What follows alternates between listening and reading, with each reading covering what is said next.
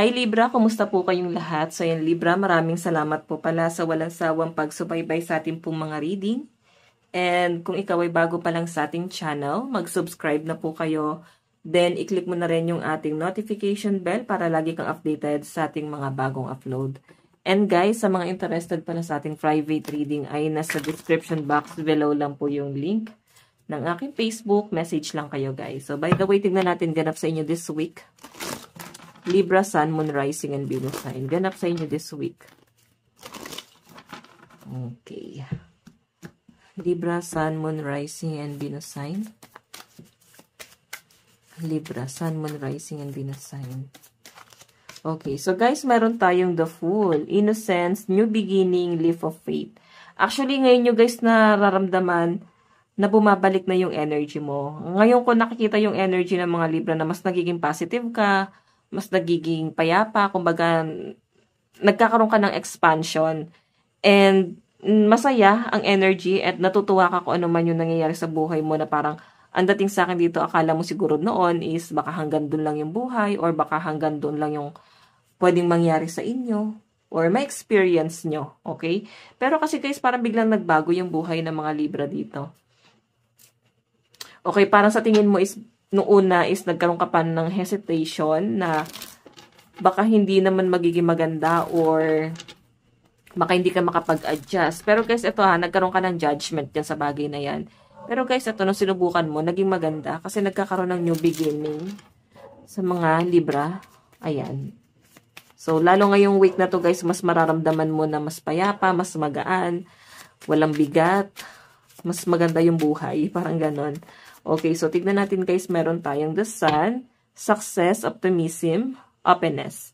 So ito guys is new beginning. Maganda yung daloy ng pera ng mga Libra ngayon. Mas mas tawag dito, mas binibiyaan or mas blessed. Ayan. Mas blessed ka this week, no? Parang possible na makuha mo yung success mo eh. So yung iba sa inyo Libra, parang meron ka mga pinaprocess na mga papel, siguro mga documents pang abroad or mga something na patungkol sa mga property, baka may papaayos ka sa inyo. Tawag dito, parang baka magpaparenovate or magpapagawa ng bahay. So, parang general cleaning siguro yung gagawin mo this week. So, by the way, tingnan pa natin. Libra, Sun, Moon, Rising, and Venus sign. Meron tayo the Chariot, control, focus, willpower. So, ito guys, yung the Chariot is try to focus. Kasi may mga bagay na parang hindi mo na daw makontrol. So, anong nangyayari guys is nadadala ka ng emosyon and pwedeng maging distraction or distracted ka this week, no? Okay, hindi ka nakakapag-focus talaga sa pinaka-main goal mo kasi ang daming distraction. Pwedeng yung mga distraction guys is yung ibang mga pinaprioritize mo na dapat hindi mo naman priority. Okay, so by the way, tignan pa natin. Tignan pa natin, Libra, Sun, Moon, Rising, and Venus sign. Kasi ito guys hindi nagiging balance yung energy mo this week. Kumbaga meron kang, nagpo-focus ka sa iba mong responsibility tapos parang may iba kang napapabayaan. Na parang, ang nangyayari guys, unti-unti lumalayo yung love sa inyo. Unti-unti lumalayo sa inyo. So yon, kumbaga baka akala mo is nagiging maganda na, pumapabor na sa inyo ang lahat. Hindi ka aware dito, habang masaya ka, may lumalayo sa inyo. Or napapalayo na sa inyo. Na bagay na mahalaga rin pala sa inyo. So, ayan, obserbahan mo siya this week, ha. Then, tignan mo, and baka try mong bumawi. Parang try mong bumawi, baka mas mahabol pa or mas maging maganda pa yung relationship. So, yun, Queen of Cups na kasi yung energy niya, eh. Naghahanap siya, guys, ng atensyon, pagmamahal, kalinga, effort sa inyo, Libra. Pero yun na nga guys, parang ang nangyayari kasi is hindi ka maramdaman itong taong to. So I think siya yung parang unti-unting lumalayo. Tignan pa natin. Meron tayong grounded, successful, business empire, king of coins. So guys, sa nakikita ko dito, sabi ko sa inyo kung meron kasi simulan na business this week, simulan mo kasi nakikita ko guys, possible na maging successful siya this week, no? And nakikita ko rin guys na ang ganda ng pasok ng pera mo this week. Ang problema lang talaga is eto sa mga connection or sa love life mo. Okay, yun lang yung nakikita ko pwedeng ang dating sa kanya is parang nag-wonder siya eh, mahal ba talaga ako nito? Or baka may naibibigay lang ako? Or may natutulong lang ako? So, kakwestiyonin na nitong taong to yung worth niya doon sa sitwasyon. Okay? So, hindi porke guys, inaasikaso kayo, inalagaan kayo, is wala na kayong gagawin. Dapat guys, give and take. Okay? So, ikaw kasi guys, ang ganda ng daloy ng pera mo this week. Parang ito yung mas pagtutuunan mo ng pansin talaga. Tingnan pa natin. Additional message.